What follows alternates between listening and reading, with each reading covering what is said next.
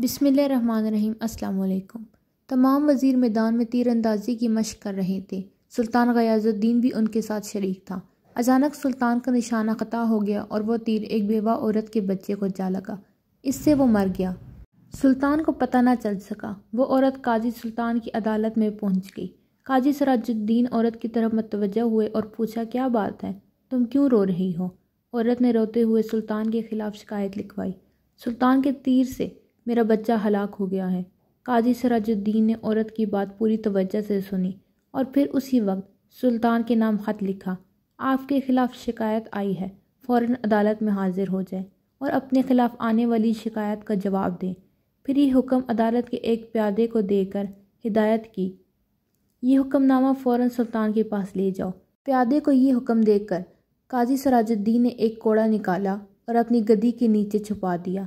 پیادہ جب سلطان کے محل میں پہنچا تو اس نے دیکھا کہ سلطان کو درباریوں نے گھیر رکھا ہے اور قاضی کا حکم نامہ سلطان تک پہنچانا مشکل ہے۔ یہ دیکھ کر پیادے نے اونچی آواز میں اذان دینا شروع کر دی۔ بے وقت اذان سن کر سلطان نے حکم دیا، اذان دینے والے کو میرے سامنے پیش کرو۔ پیادے کو سلطان کے سامنے پیش کیا گیا۔ سلطان نے گرج کر پوچھا، بے وقت اذان کیوں دے رہے تھے؟ قاضی سراج الدین نے آپ کو عدالت میں طلب کیا ہے، آپ فوراً میرے ساتھ عدالت چلیں۔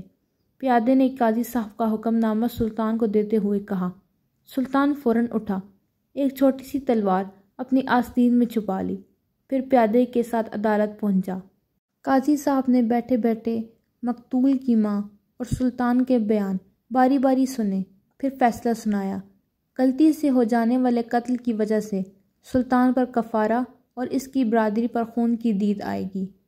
ہاں، اگر مقتول کی ماں مال کی کچھ مقدار پر راضی ہو جائے تو اس مال کے بدلے سلطان کو چھوڑا جا سکتا ہے۔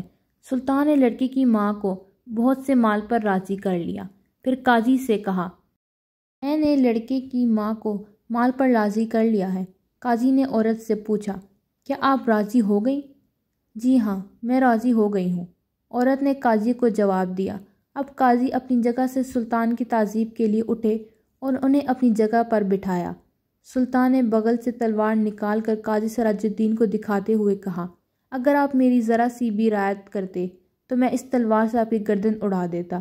قاضی نے بھی اپنی گدی کے نیچے سے کوڑا نکال کر سلطان غیاث الدین کو دکھاتے ہوئے کہا، اور اگر آپ شریعت کا حکم ماننے سے ذرا بھی ہچکچاتے تو میں اس کوڑے سے آپ کی خبر لیتا۔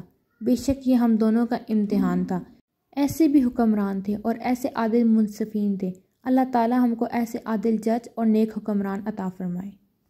مزید ایسی ویڈیوز کے لیے میرے چینل کو سبسکرائب کریں۔ اللہ حافظ۔